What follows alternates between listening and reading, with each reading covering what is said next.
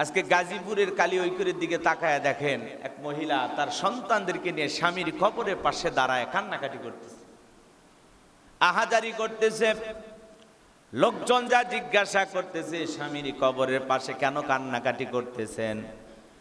মহিলাটা বলতেছে, আমার স্বামী অসুস্থ, দীর্ঘদিন চিকিৎসা হওয়ার পরে আমার শ্বশুরের অনেক অর্থ আছে, কোটি কোটি টাকার সম্পদ আছে, কিন্তু আমার স্বামীর চিকিৎসার জন্য সে টাকা পয়সা খরচ করে নাই। আজকে আমার স্বামী মারা গেছে, কয়েকটা মাস অতিবাহিত হয়ে গেল, তাদের কাছে আমার সন্তানদের ভরণ পোষণ চাইলে দেয় না, আমার স্বামীর যে সম্পদের ভাগ সেইটা চাইলে আমাকে দেয় না।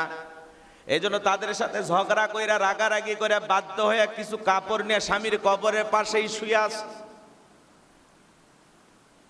আহাজারি করতেছে, সন্তানগুলোকে নিয়ে কান্নাকাটি করতেছে। ছোট্ট বাচ্চাগুলো বাবার কবরের পাশে তাকায়া ফেল ফেল করে তাকায়া কান্নাকাটি করতেছে, মহিলাও কান্নাকাটি করতেছে। সাংবাদিকেরা ভিডিও করতেছে, কন্টেন্ট তৈরি করতেছে, কি ব্যাপার স্বামীর কবরের পাশে আপনি কেন কান্নাকাটি করতেছেন? বলে, আমার স্বামী মারা গেছে, আমার শ্বশুরের অনেক সম্পদ আছে, আমার সন্তানদের যে হক, প্রাপ্য হক, এটা চাওয়ার জন্য। স্বামীর ঘরে আমাকে জায়গা দিতেছে না,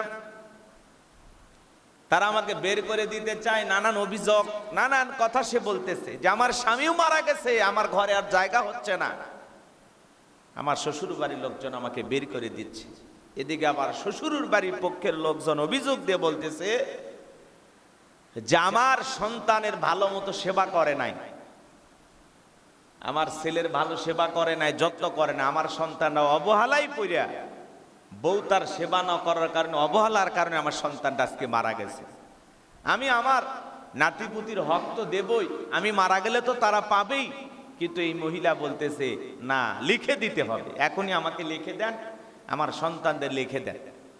তো বলতেছে এটা আমার পক্ষে সম্ভব নয়। এই যে অভিযোগ কইরা মহিলা স্বামীর কবরের পাশে অবস্থান নিয়েছে।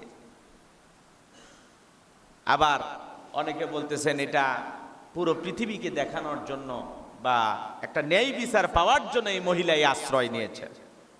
স্বামী মারা গেছে, শ্বশুরের ঘরে জায়গা হচ্ছে না, স্বামীর কবরের পাশে স্থান নিয়েছে। এখন আসল ঘটনা বের হচ্ছে যে স্বামী মারা গেছে, তার সম্পদের যে অধিকার সেটা বুঝে পাওয়ার জন্য এই নারী কবরে অবস্থান নিয়েছে, যাতে মিডিয়াতে ফলাও করে প্রচার হয়, একটা সুষ্ঠু বিচার সে পায়। এই জন্য প্রত্যেকটা মানুষ আজকে সম্পদের বড়ায়ে পাগল পারা হয়ে গেছে। কে কোন দিকে যাইতেছে, কার কি মনের চিন্তা, কার ভিতরে কি খেলতেছে সম্পদের জন্য। আমরা কান্নাকাটি করে দোয়া করতেছি, আরে মহিলার জায়গা নাই, স্বামীর কবরে অবস্থান নিয়েছে, এদিকে বোঝা যায় যে একটু সম্পদ। আবার প্রত্যেকটা মানুষ এরকম আছে যে ছেলেটা মারা গেলে তার নাতিপুতির যে সঠিক হক যেটা পাবে, সে অধিকার থেকে অনেকে বঞ্চিত করে, দিতে চায় না। আবার বলে আমি মরে গেলে তো তোমরা পাইবা। তো নানান সমস্যা সমাজের চতুর্দিকে। তো সম্পদের বড়াই সবার থাকে কম বেশি। এই জন্য হজে গেলেও যারা টাকাওয়ালা, সম্পদওয়ালা, এদের একটা আলাদা গরম থাকে। মনে করে আমি বিশাল বড় একটা শিক্ষক, আমি প্রফেসর, আমি ইঞ্জিনিয়ার, আমি ডাক্তার, আমার অনেক সম্পদ, আমার অনেক টাকা। হজের যে আনুষ্ঠানিকতা পালন করতে গিয়ে দেখেন মাত্র 2 টুকরা কাপড়, সকলের পরনে একই রঙের কাপড়। আহ, কি অবস্থা! যারা হজের আনুষ্ঠানিকতায় অংশগ্রহণ করেছেন, আল্লাহ যাদের নসিব করাইছেন হজ, তারা বুঝতে পারতেছেন। তো ওখানে গিয়ে অনেকে অভিযোগ থাকে, খাবার ভালো পাইলাম না, থাকার জায়গাটা ভালো না, হোটেলটা দূরে, নানান অভিযোগ থাকে। 3 বেলা ঠিক মতো খাবার দেয় না, মুয়াল্লিম আমাদের সাথে ঝামেলা করতেছে, রাখতে চাইছে আমাদের 1 কিলোমিটার দূরে, রাখছে 6 কিলোমিটার দূরে, নানান অভিযোগ। তাদের উদ্দেশ্য হলো আল্লাহকে খুশি করা, তাদের উদ্দেশ্য হলো এরা আল্লাহর ঘরের মেহমান। আরাফার ময়দানে যখন হাজিরা চলে যায়, আহ কি দৃশ্য,